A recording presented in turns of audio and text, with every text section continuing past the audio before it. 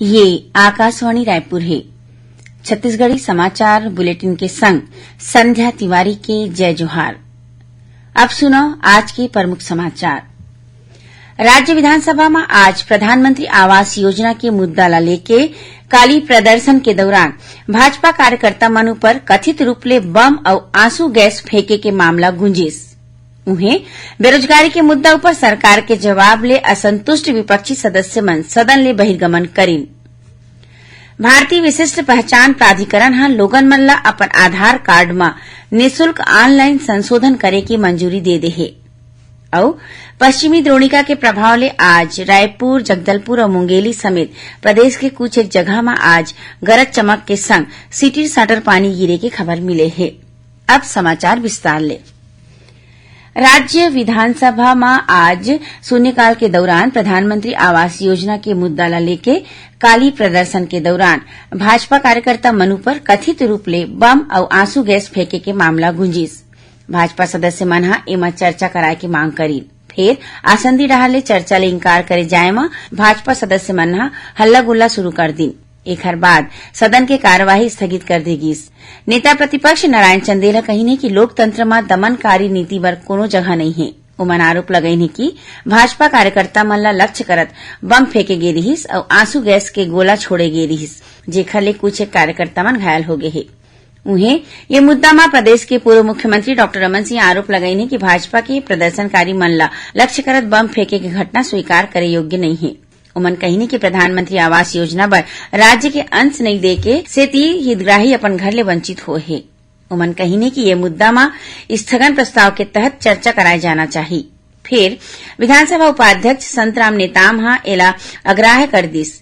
एकर बाद विपक्षी सदस्य मन के हल्ला गुल्ला के सेती सदन की कार्यवाही 5 मिनट पर स्थगित कर देगी। आज सदन में बेरोजगारी के मुद्दा में विपक्ष सरकार ला घेरे के कोशिश करीन। ये विषय में सरकार सदन में स्वीकार करीन कि जौन संस्था के आधार में बेरोजगारी के आंकड़ा तय करे जाथे ओला सरकारी मान्यता नहीं है। सरकार के ये बयान में विपक्ष सवाल करीन कि जब संस्था ला मान्यता नहीं है त उखर आंकड़ा के आधार बना के सरकार ढाले विज्ञापन काबर जारी करेगी। ये मुद्दा में विपक्ष के आने सदस्य मन घलो पूरक प्रश्न करी।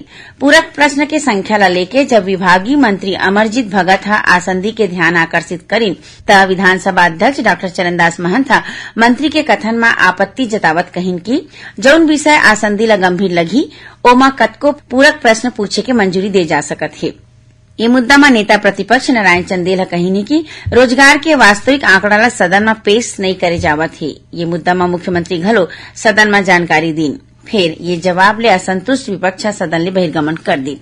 केंद्रीय जनजाति कार्य राज्य मंत्री रेणुका सिंह कही कि अनुसूचित जनजाति और अनुसूचित जनजाति क्षेत्र मन के विकास बर सरकार विशेष कार्य योजना लागू करत है। राज्यसभा में कालियोवन कही कि जनजाति कार्य मंत्रालय के अतिरिक्त 41 मंत्रालय और विभाग हर बछर अपन आने आने योजना में जनजाति विकास बर घलो विशेष प्रावधान करथे। उमन बताई कि ये परियोजना शिक्षा, स्वास्थ्य, कृषि, सिंचाई, आवास, सड़क, बिजली और कौशल विकास ले जुड़े है। भारतीय विशिष्ट पहचान प्राधिकरण हा लोगन मन ला अपन आधार कार्ड में निःशुल्क ऑनलाइन संशोधन करे की मंजूरी दे दे है।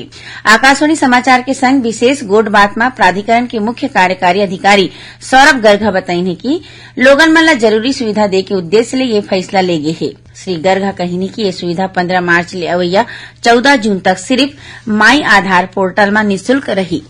भारतीय सेना में जेसीओ और ओआर पद में भर्ती बर अभी ऑनलाइन रजिस्ट्रेशन होवत है। ये online registration join Indian army website में चलत है। रजिस्ट्रेशन करवाए के आखिरी तारीख 20 मार्च हवय। सेना भर्ती कार्यालय रायपुर के निदेशक कर्नल नरेंद्र प्रसाद सेमल्टी बताई कि ये भर्ती प्रक्रिया में वही उम्मीदवार मन शामिल होही जौन मन अपन रजिस्ट्रेशन करवा ले है। रजिस्ट्रेशन करवाए बर उम्मीदवार तीर आधार कार्ड और 10वीं के सर्टिफिकेट होना जरूरी है। छत्तीसगढ़ी समाचार बुलेटिन आप मन आकाशवाणी रायपुर ले सुनत ह। छत्तीसगढ़ के खबर ले है आपके वास्ता और खबर के विश्वसनीयता ले है हमार वास्ता। आकाशवाणी समाचार रायपुर के प्रादेशिक समाचार बुलेटिन के संगे संग हमार समसामयिक कार्यक्रम आप रेडियो के संग अपन मोबाइल में घलो सुन सकत हो। आकाशवाणी समाचार फेसबुक, ट्विटर और यूट्यूब में घलो हावय। हमार फेसबुक पेज हरे Chhattisgarh news on AIR, Twitter handle CGAIR news और हमार यूट्यूब चैनल हरे छत्तीसगढ़ AIR न्यूज। तो अब रेडियो के संगे संग आपके मोबाइल के माध्यम ले हम आप तक पहुंचत हन। छत्तीसगढ़ के हर खबर पर सुनत रहो आकाशवाणी समाचार। अब आगू बाढ़बो बाँचे समाचार कोती। प्रदेश में अपराध मन के अन्वेषण बर अब नार्को टेस्ट के सुविधा घलो शुरू होही। काली विधानसभा में अपन विभाग के अनुदान मांग पर चर्चा के जवाब देवत गृह मंत्री ताम्रध्वज साहू बताइन है कि नार्को टेस्ट पर जरूरी कामकाज पूरा कर ले गे है और रायपुर के एम्स अस्पताल के संग मिलके ये टेस्ट पर जरूरी मशीन घलो मंगा ले गे है। गृह मंत्री कही कि ये सुविधा के शुरू होइले अब बड़े अपराध में इस्तेमाल हो या नार्को टेस्ट पर प्रदेश ले बाहर नहीं जाना पड़ी। दंतेवाड़ा जिला के मंगनार इलाका में काली पुलिस और माओवादी के बीच मुठभेड़ होए के खबर मिले है। एमा कखरो घायल होए के सूचना नहीं मिले है। पुलिस ला मंगनार इलाका में माओवादी मन के मौजूद होए के खबर रही से यही आधार में मालेभाई थाना ले डीआरजी के टीम तलाशी अभियान में निकले रही। पुलिस बल के मंगनार इलाका में पहुंचते माओवादी मन ऊपर गोलीबारी शुरू कर दी। सुरक्षा बल के जवाब कार्यवाही के दौरान माओवादी मन उहां ले भगा गए। सुरक्षा बल के जवाब में जगह ले विस्फोटक और दूसर जिनिस बरामद करे है। महासमुंद जिला के सीमावर्ती गांव मन में 3 दंतैल हाथी के विचरण ला देखत वन विभाग ग्रामीण मन ला सचेत कर दे है।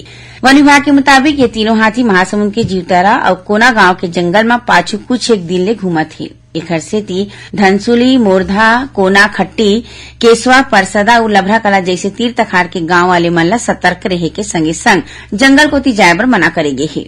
वन अधिकारी के मुताबिक ये हाथी आज रतिया गरियाबंद जिला में प्रवेश कर सकत है।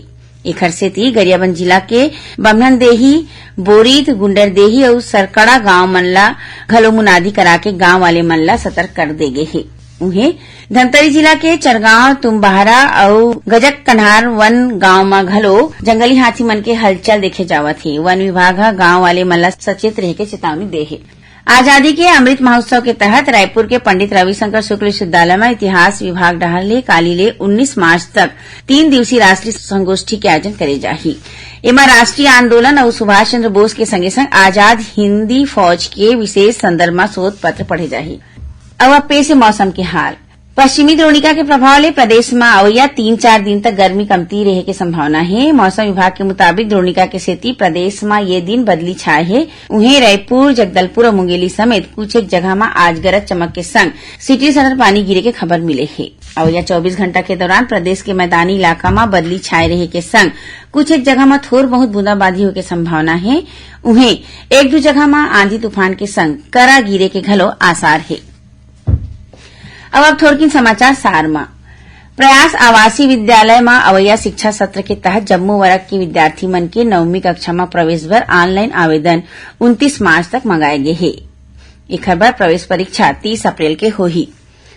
रायपुर के हिदायतुल्ला राष्ट्रीय विधि विश्वविद्यालय में काली ले 19 मार्च तक राष्ट्रीय मूट कोर्ट प्रतियोगिता के आयोजन करे जाही। मुंगेली में जिला पुलिस डहर ले ये बेरा महिला जागरूकता सप्ताह मनाए जावत है। एखर तहत माई लोगिन मन ला उखर सुरक्षा व अधिकार के विषय में जानकारी दे जावत है। अंबिकापुर के गांधीनगर थाना क्षेत्र में सकालो गांव के तीर ट्रक के टक्कर ले फटपटी में बैठे 2 नाबालिग छात्र मन की मौकच में मौत हो गई। घटना के बाद गांव वाले मन अंबिकापुर, प्रतापपुर, रद्दा में जाम कर दी। प्रशासन के समझाइश के बाद गांव वाले मन प्रदर्शन ला खत्म करे। जांजगीर चांपा जिला के नेगुरडीही गांव में कार के टक्कर ले सड़क किनारे आगी तापत एक झीन मनखे के मौत हो गई। उन्हें एक झीन आने मनखे घायल हो गए। रायपुर के देवपुरी इलाका में ट्रक के टक्कर ले 2 पहिया सवार स्टाफ नर्स के मौकच में मौत हो गई। और जगदलपुर में पुलिस अंतर्राज्यीय गिरोह के 3 झीन सदस्य ला चारामा ले गिरफ्तार करके उखड़ती ले 37 किलो गांजा बरामद करे है। आखिर में प्रमुख समाचार एक घाव फिर। राज्य विधानसभा में आज प्रश्नकाल में प्रधानमंत्री आवास योजना के मुद्दा ला लेके काली प्रदर्शन के दौरान भाजपा कार्यकर्ता मन ऊपर कथित रूप ले बम और आंसू गैस फेंके के मामला गूंजिस। उन्हें बेरोजगारी के मुद्दा ऊपर सरकार के जवाब ले असंतुष्ट विपक्षी सदस्य मन सदन ले बहिर्गमन करी।